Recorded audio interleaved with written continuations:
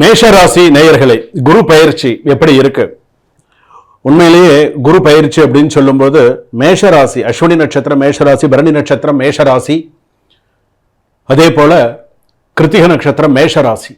இந்த மேஷராசி அப்படின்னு சொல்லும்பொழுது ஏற்கனவே ஏழரசனை நடந்துட்டு இருக்கு. ஸோ இந்த குரு பயிற்சி எப்படி இருக்கும்?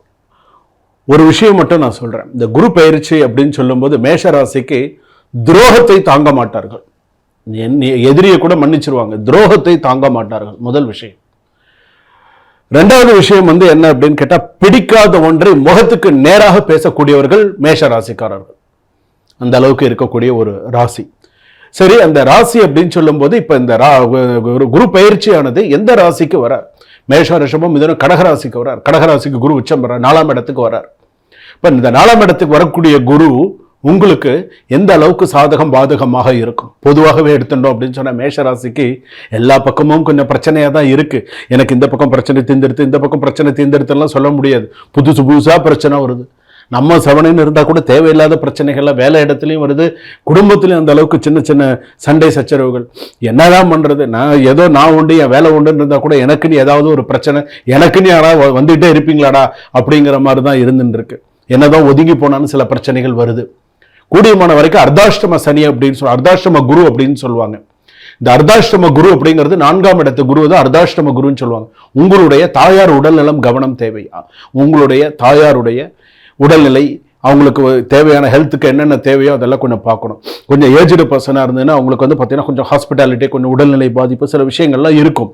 ஸோ அதெல்லாம் கொஞ்சம் பார்க்க வேண்டிய சூழ்நிலைகள் இருக்குது. சில பேருக்கு பார்த்தீங்கன்னா வயிறு சம்பந்தமான பிரச்சனைகள் இருக்கும். சில பேருக்கு தைராய்டு சம்பந்தமான, ஹார்ட் சம்பந்தமான சில விஷயங்கள்லாம் இருக்கும். மேஷராசி பொறுத்தளவுக்கு செலவுகள் அதிகரிக்கும். ஏதாவது ஒன்று செலவு பண்ண போனால் ஒரு செலவுகள் அதிகமாக இருக்கும். 4ஆம் இடத்துல குரு உச்சமரார். ஸ்லோகம் சொல்லி கொடுக்குறேன், குரு ஸ்லோகம் சொல்லி கொடுக்குறேன். அந்த ஸ்லோகத்தை சொல்ல சொல்ல சொல்ல நிறைய மாற்றங்கள் வரும். வேலை விஷயத்துல ரொம்ப கவனமா இருங்க. வேலை விஷயத்துல வேலை மாறணும், அதை மாறணும், இதை மாறணுங்கிற இப்போதைக்கு எந்த முடிவும் எடுக்காதீங்க. கொஞ்சம் நிதானிச்சு எடுங்க எந்த ஒரு முடிவா இருந்தாலும். தொழில் விஷயத்துல இப்ப ரொம்ப அபிவிருத்தி பண்ணிட்டு போக வேண்டாம், அகலக்கால் வச்சுட்டு போக வேண்டாம். நிதானிச்சு செயல்படுங்க, கண்டிப்பா சரியான சூழ்நிலையில வரும். திருமண விஷயங்கள் பேச்சுவார்த்தை நடத்தலாம். கண்டிப்பாக உடன் பிறந்தவர்களோ சகோதரர்களோ 2ஆம் திருமணம் சம்பந்தப்பட்டது கண்டிப்பாக ஏதாவது ஒரு விஷயத்துல பேசி ஓரளவுக்கு முடிக்கக்கூடிய கிட்ட அந்த சூழ்நிலைகள் வரக்கூடிய வாய்ப்புகள் உண்டு.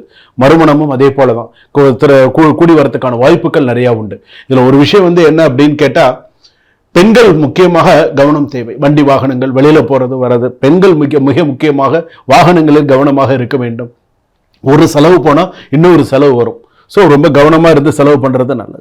சில பேருக்கு புதுசாக விவாகரத்து பதிவு பண்ணக்கூடிய சூழ்நிலை வரும். விவாகரத்து புதுசாக பதிவு பண்ணுறதுக்கு எனக்கு பிடிக்கல, எனக்கு இது சரியாக வரல, அது சரியாக வரல, தேவையில்லாத ஒன்றும் இல்லாத விஷயத்தை பெருசாக்கி அதை விவாகரத்து வரைக்கும் போய் இந்த மாதிரியான சில சூழ்நிலைகள் வரும். கொஞ்சம் கவனமாக இருங்க. சில பேருக்கு பார்த்தீங்கன்னா இந்த கோர்ட்டு கேஸ் சில பேருக்கு சக்ஸஸாக முடிஞ்சிடும். பேச்சுவார்த்தையின் மூலமாக வழக்கறிஞர்கள் அவங்களுடைய ஒரு கருத்தின்படி ஒரு சில விஷயங்கள் கொஞ்சம் சீக்கிரம் முடியறதுக்கான வாய்ப்புகள் இருக்கு. சில கோர்ட்டு கேஸ் பார்த்தீங்கன்னா கொஞ்சம் நிதானிச்சு தான் முடியும். அவ்வளவு சீக்கிரமா முடியும் அப்படின்லாம் சொல்ல முடியாது. மாணவ மாணவிகள் படிப்புல கொஞ்சம் கவனமா இருக்கணும். படிப்பு இப்ப அடுத்து வரக்கூடிய குரு பயிற்சிகள்லாம் படிப்புல கொஞ்சம் கவனமா இருக்கணும். அரசியல் துறையில சிறப்பா இருப்பாங்க, கலைத்துறையில சிறப்பாக இருக்கக்கூடிய வாய்ப்புகள் உண்டு. விவசாயத்துறையில இருப்பவர்கள் அகலக்கால் வைக்காம இருக்கிறத அப்படியே கொஞ்சம் நிதானிச்சு கொஞ்சம் செயல்பட்டு கொண்டு போறது அப்படிங்கிறது நல்லது. தென்குடி திட்டை அப்படின்னு ஒரு ஊர் இருக்கு, அந்த ஊருக்கு போயிட்டு வாங்க. எப்போதுமே அந்த ஊருக்கு போறவங்க போயிட்டு வாங்க. அப்படி இல்லைன்னா குருக்கு 9 வாரம் நெய் தீபம் ஏற்றி மஞ்சள் வஸ்திரம் சாற்றி கொண்டக்கடலை மாலை முடிஞ்சா போடுங்க. கருப்பு கொண்டக்கடலை மாலை போடுங்க.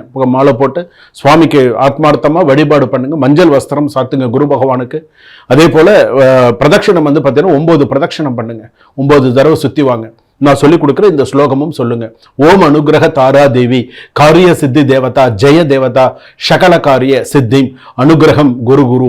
இந்த ஸ்லோகத்தை சொல்லி குரு பகவானை பிரார்த்தனை பண்ணுங்க.